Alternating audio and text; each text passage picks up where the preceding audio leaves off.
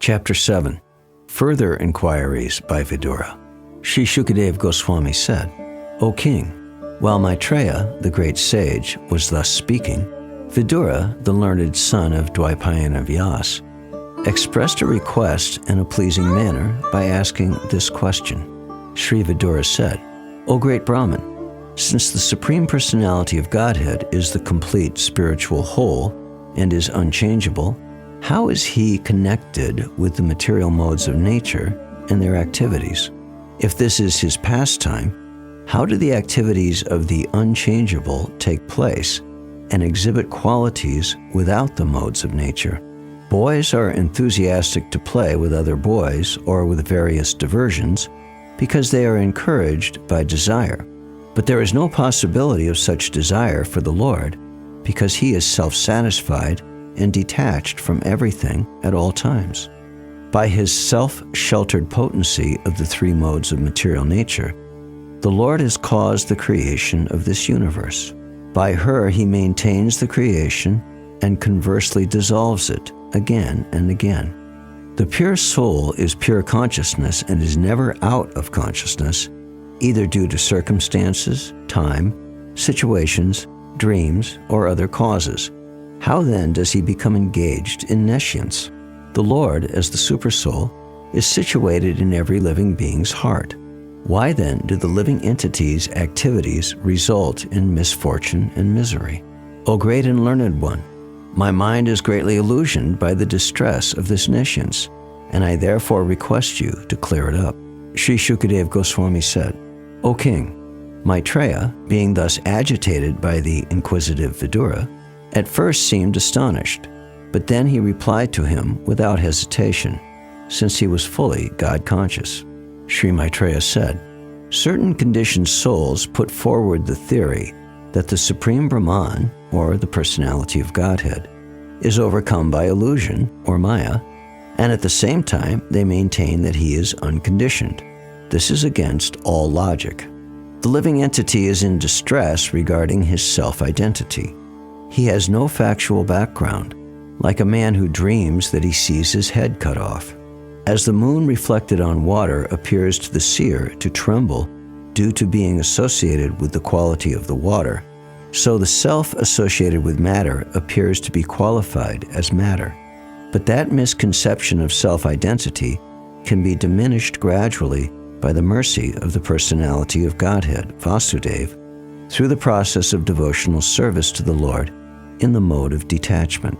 When the senses are satisfied in the seer Supersoul, the Personality of Godhead, and merge in him, all miseries are completely vanquished, as after a sound sleep. Simply by chanting and hearing of the transcendental name, form, etc.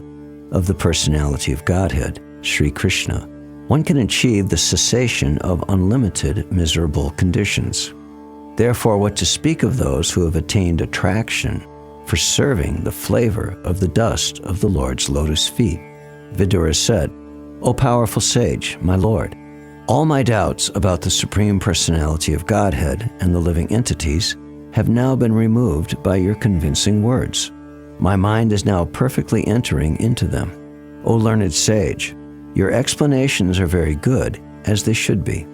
Disturbances to the conditioned soul have no other basis than the movement of the external energy of the Lord. Both the lowest of fools and he who is transcendental to all intelligence enjoy happiness, whereas persons between them suffer the material pangs. But, my dear sir, I am obliged to you because now I can understand that this material manifestation is without substance, although it appears real. I am confident that by serving your feet, it will be possible for me to give up the false idea. By serving the feet of the spiritual master, one is enabled to develop transcendental ecstasy in the service of the Personality of Godhead, who is the unchangeable enemy of the Madhu demon, and whose service vanquishes one's material distresses. Persons whose austerity is meager can hardly obtain the service of the pure devotees who are progressing on the path back to the kingdom of Godhead, the Vaikunthas. Pure devotees engage 100% in glorifying the Supreme Lord, who is the Lord of the demigods and the controller of all living entities. After creating the total material energy, the Mahatattva, and thereby manifesting the gigantic universal form with senses and sense organs, the Supreme Lord entered within it. The Purusha incarnation lying on the causal ocean is called the original Purusha in the material creations, and in his Virat form, in whom all the planets and their inhabitants live, he has many thousands of legs and hands. O great Brahman, you have told me that the gigantic Virat form and his senses, sense objects, and 10 kinds of life air exist with 3 kinds of life vigor. Now, if you will, kindly explain to me the different powers of the specific divisions. O my Lord, I think that the process manifest in the forms of sons, grandsons, and family members has spread all over the universe in different varieties and species. O learned Brahman, please describe how the leader of all the demigods, namely Prajapati, Brahma, decided to establish the various Manus, the heads of the ages. Please describe the Manus also, and please describe the descendants of those Manus.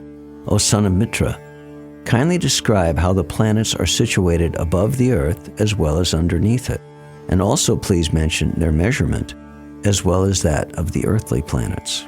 Also please describe the living beings under different classifications: subhumans, humans, those born of the embryo, those born of perspiration, those who are twice born, birds, and the plants and vegetables. Kindly describe their generations and subdivisions also. Please also describe the incarnations of the material modes of nature, Brahma, Vishnu, and Maheshvar. And please describe the incarnation of the Supreme Personality of Godhead and his magnanimous activities.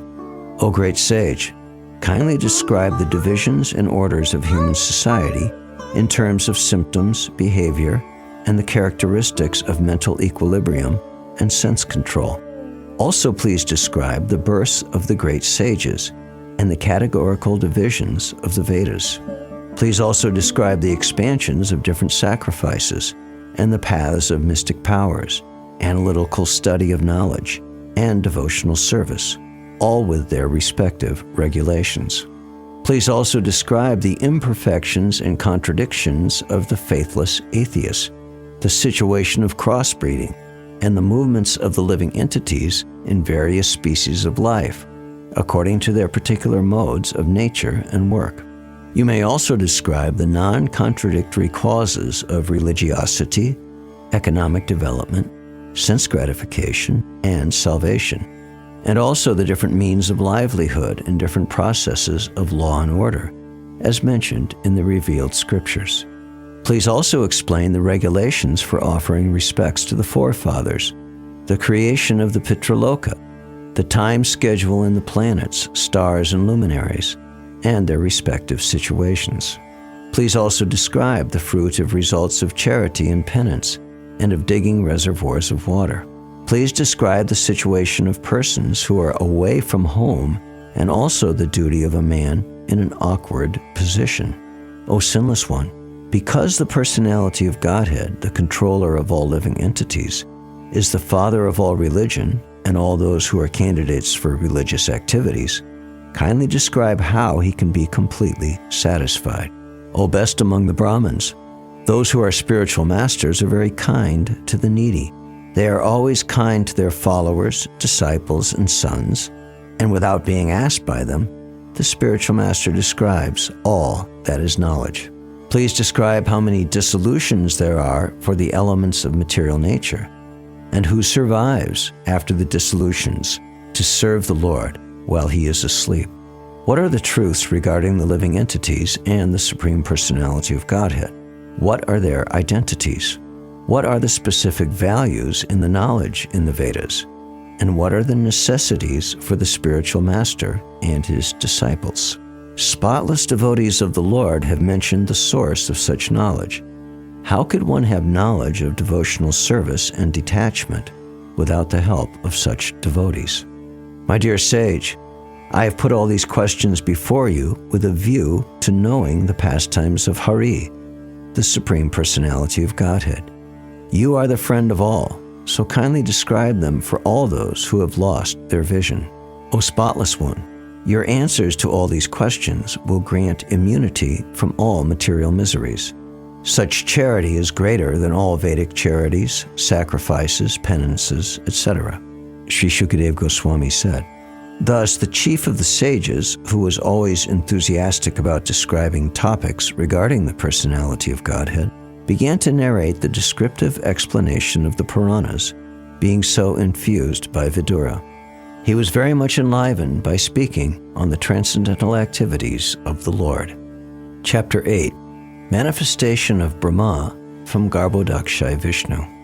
The great sage Maitreya Muni said to Vidura, "The royal dynasty of King Puru is worthy to serve the pure devotees, because all the descendants of that family are devoted to the personality of Godhead. You are also born in that family, and it is wonderful that because of your attempt, the transcendental pastimes of the Lord are becoming newer and newer at every moment." Let me now begin speaking on the Bhagavat Purana, which was directly spoken to the great sages by the personality of Godhead, for the benefit of those who are entangled in extreme miseries for the sake of very little pleasure. Some time ago, being inquisitive to know, Sanat Kumar, the chief of the boy saints, accompanied by other great sages, inquired exactly like you about the truths regarding Vasudeva, the Supreme, from Lord Sankarshan, who is seated at the bottom of the universe. At that time, Lord Sankarshan was meditating upon his Supreme Lord, whom the learned esteem as Lord Vasudeva. But for the sake of the advancement of the great learned sages, he slightly opened his lotus-like eyes and began to speak.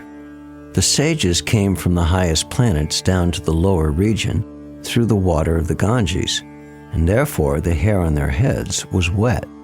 They touched the lotus feet of the Lord, which are worshipped with various paraphernalia, by the daughters of the Serpent King when they desire good husbands. The four Kumars, headed by Sanat Kumar, who all knew the transcendental pastimes of the Lord, glorified the Lord in rhythmic accents with selected words, full of affection and love. At that time, Lord Sankarshan, with his thousands of raised hoods, began to radiate an effulgence from the glowing stones on his head. Lord Sankarshan thus spoke the purport of Srimad Bhagavatam to the great sage Sanat Kumar, who had already taken the vow of renunciation. Sanat Kumar also, in his turn, when inquired of by Sankyayana Muni, explained Srimad Bhagavatam as he had heard it from Sankarshan. The great sage Sankyayana was the chief amongst the transcendentalists, and when he was describing the glories of the Lord in terms of Srimad Bhagavatam, it so happened that my spiritual master Parashara and Brahaspati both heard him. The great sage Parashara, as aforementioned, being so advised by the great sage Pulastya, spoke unto me the foremost of the Puranas, Bhagavatam. I shall also describe this before you, my dear son, in terms of my hearing, because you are always my faithful follower. At that time when the three worlds were submerged in water, Garbhodakshai Vishnu was alone, lying on his bedstead, the great snake Ananta. And although he appeared to be in slumber in his own internal potency, free from the action of the external energy, his eyes were not completely closed. Just like the strength of fire within fuel wood, the Lord remained within the water of dissolution, submerging all the living entities and their subtle bodies. He lay in the self-invigorated energy called Kala. The Lord lay down for 4,000 yuga cycles in his internal potency, and by his external energy he appeared to be sleeping within the water. When the living entities were coming out for further development of their fruitive activities, actuated by the energy called Kala Shakti, he saw his transcendental body as bluish. The subtle subject matter of creation, on which the Lord's attention was fixed, was agitated by the material mode of passion, and thus the subtle form of creation pierced through his abdomen. Piercing through, This sum total form of the fruitive activity of the living entities took the shape of the bud of a lotus flower generated from the personality of Vishnu, and by his supreme will it illuminated everything like the sun and dried up the vast waters of devastation. Into that universal lotus flower, Lord Vishnu personally entered as the Supersoul, and when it was thus impregnated with all the modes of material nature, the personality of Vedic wisdom, whom we call the Self-Born, was generated. Brahma, born out of the lotus flower, could not see the world, although he was situated in the whorl. He therefore circumambulated all of space, and while moving his eyes in all directions, he achieved 4 heads in terms of the 4 directions. Lord Brahma, situated in that lotus, could not perfectly understand the creation, the lotus, or himself. At the end of the millennium, the air of devastation began to move the water and the lotus in great circular waves. Lord Brahma, in his ignorance, contemplated, "Who am I that am situated on the top of this lotus?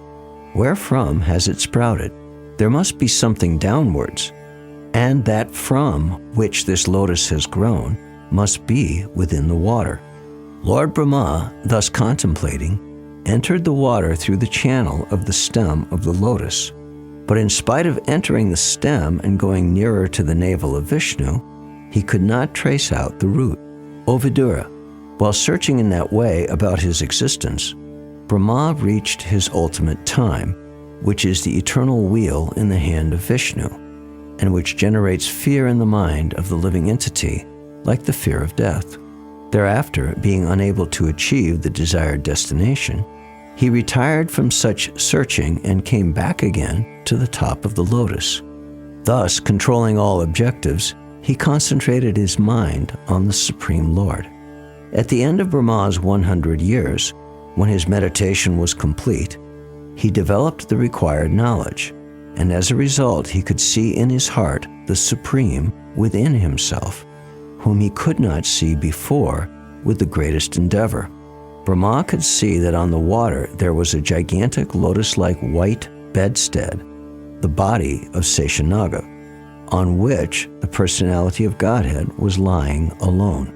The whole atmosphere was illuminated by the rays of the jewels bedecking the hood of Seshanaga, and that illumination dissipated all the darkness of those regions. The luster of the transcendental body of the Lord mocked the beauty of the coral mountain. The coral mountain is very beautifully dressed by the evening sky, but the yellow dress of the Lord mocked its beauty. There is gold on the summit of the mountain, but the Lord's helmet, bedecked with jewels, mocked it. The mountain's waterfalls, herbs, etc., with a panorama of flowers, seem like garlands, but the Lord's gigantic body and his hands and legs, decorated with jewels, pearls, tulsi leaves, and flower garlands, mocked the scene on the mountain.